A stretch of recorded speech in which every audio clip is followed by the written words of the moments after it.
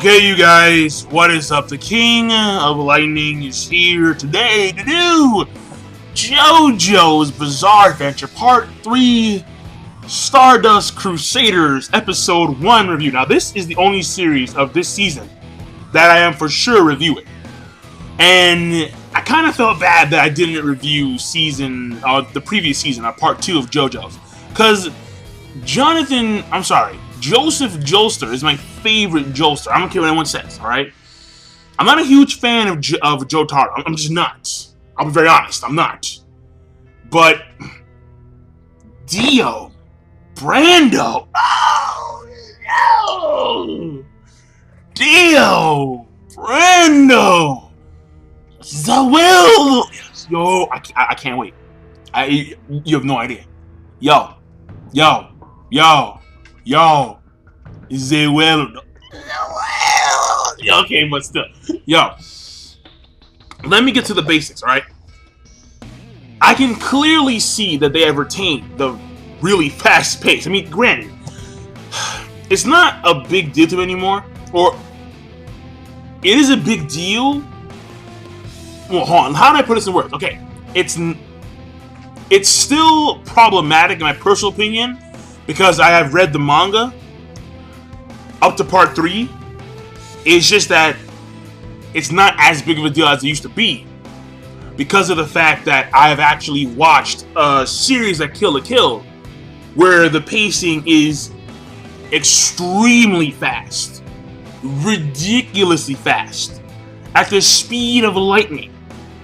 So, even though Part 1 and Part 2 of JoJo's are fast, they're not nearly as fast as that series, Kill la Kill. So, when I'm watching the episode, and I'm sitting here, I'm like, yeah, it's still fast, but I'm not as bothered as I used to be. So that's number one. Number two is that because I want to get some more light on my face right here. Yeah, some more light on my face. Yeah. Because, this skin, I merge with the darkness. I blend easily with the shadows. So I need to get some white on my face. No homo. No homo. So, the thing here is this. That's number one. The pacing is fast. But this time, I'll take it. Alright? This season, okay, fine. Not a big deal. Number two. At least so far. Number two. The animation. Superb. Wonderful. It is beautiful.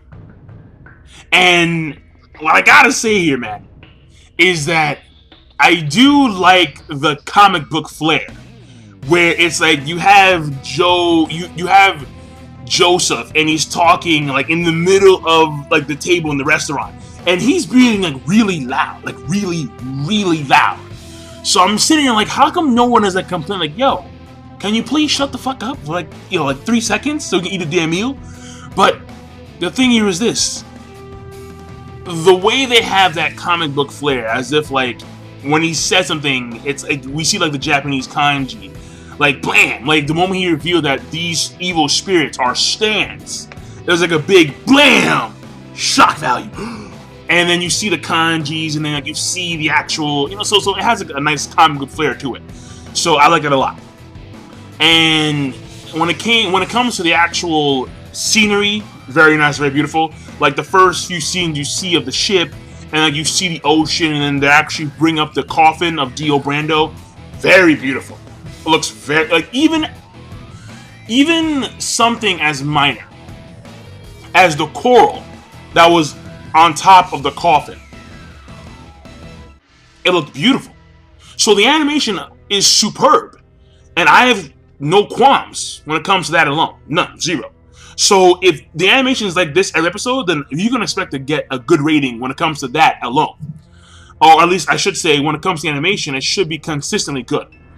Now, when it comes to the overall story progression, again, because of the pacing, we did make some leeway. We learned about the stand, learned about Dio Brando, we have Abu Dal, we have the reintroduction of Joseph Joestar, we have Jonathan Joestar, we have Jotaro Joestar, his mom, and how they interact character-wise, which of course plays the character development part, in part number 4, character development, wherein which the fact that he's calling his mom a bitch, like, and she's like, hi, I'm like, nah.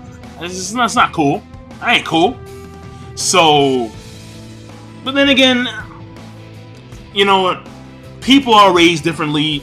It is what it is. Okay, because when it came to the flashbacks of her son, when she was running through the hallway to get to the actual cell that he's in, he seemed like a really nice guy, like a very nice kid. He grew up playing, you know, track and field.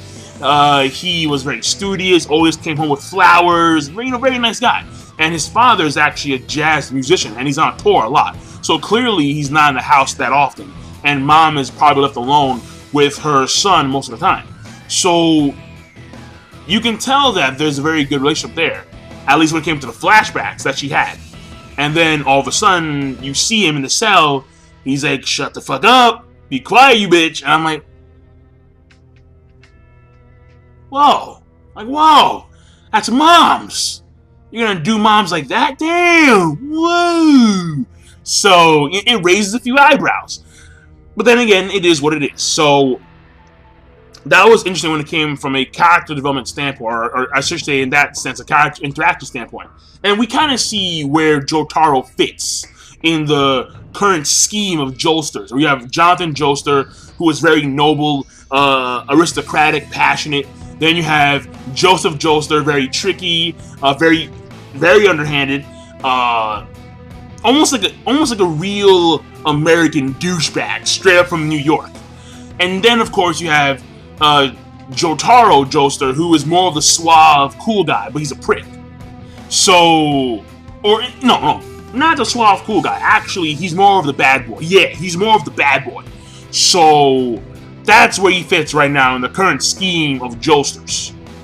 And we learned about the whole star thing and how, like, basically Brando, he actually has the body of Jonathan Joestar, and their bodies are connected because of the star that's on the back of their necks.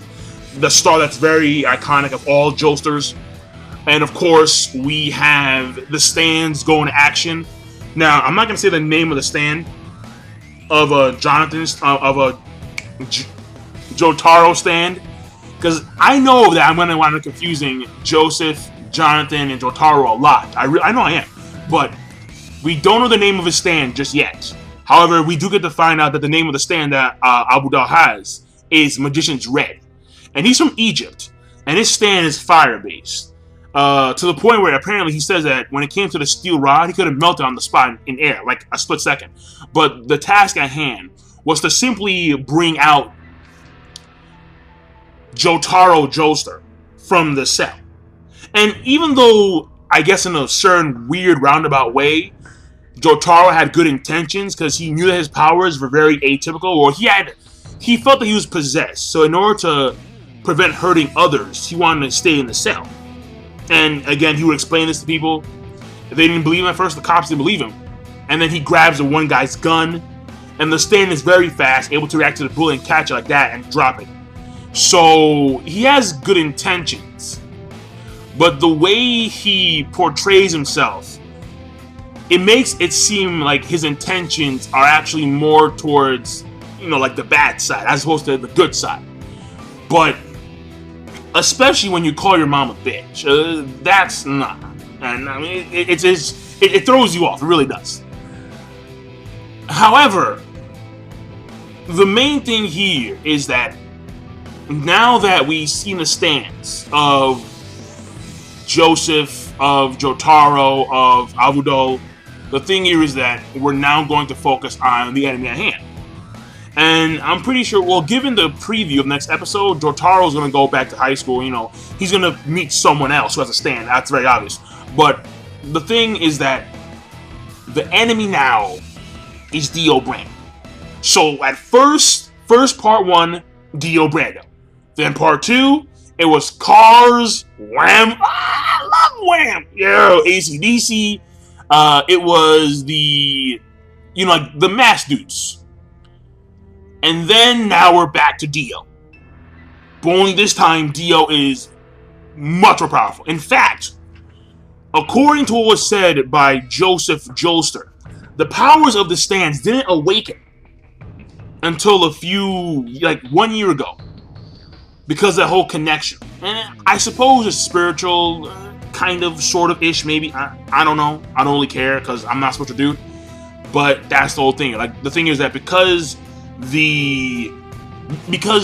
Brando has come back, the connection between their whole family has now awakened these abilities. So, I mean, it is what it is. And the thing here is that even though Avudol has had his stand since childhood, Jotaro just got his. And he is powerful. He is significantly powerful. To the point where he had his neck, he was gonna pretty much knock him out. Well, knock him out, kill him, whatever. Basically, he had him in a chokehold. His stand. So, and you can also see, keep in mind, note, how when the stand of Jotaro was holding Magician's Red by the neck, you could see that there was an adverse effect on Avudol. You could see that. So, there's a connection here. Now, of course, I'm not going to get into full details because they'll do that as the season progresses forward. But for now, you can see that there is a connection physically with the stand and the user of the stand, and how apparently normal folk, the cops, they couldn't see the stands. So that's also very important as well. So that being said, overall, I'm liking the first episode. It was very good. It was very, very good. All right. So I'm gonna leave it with overrating of good plus. No, I thought it was a great episode, to be honest. All right, because it's Dio. All right, and some cats just don't know about Dio Brando. All right, some cats just don't know about Dio Brando.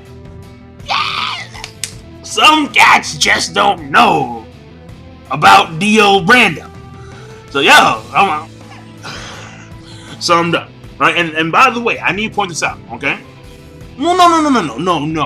Let me not start that this early on in a damn series. Let me not start it this early on. So I'm gonna say for later. But overall, the rating for the first episode is gonna be a great, and I will see you guys later for the next episode of JoJo's Bizarre Adventure Stardust Crusaders. Peace! Have a nice day. Rate the video, comment, subscribe, you know the drill. JoJo!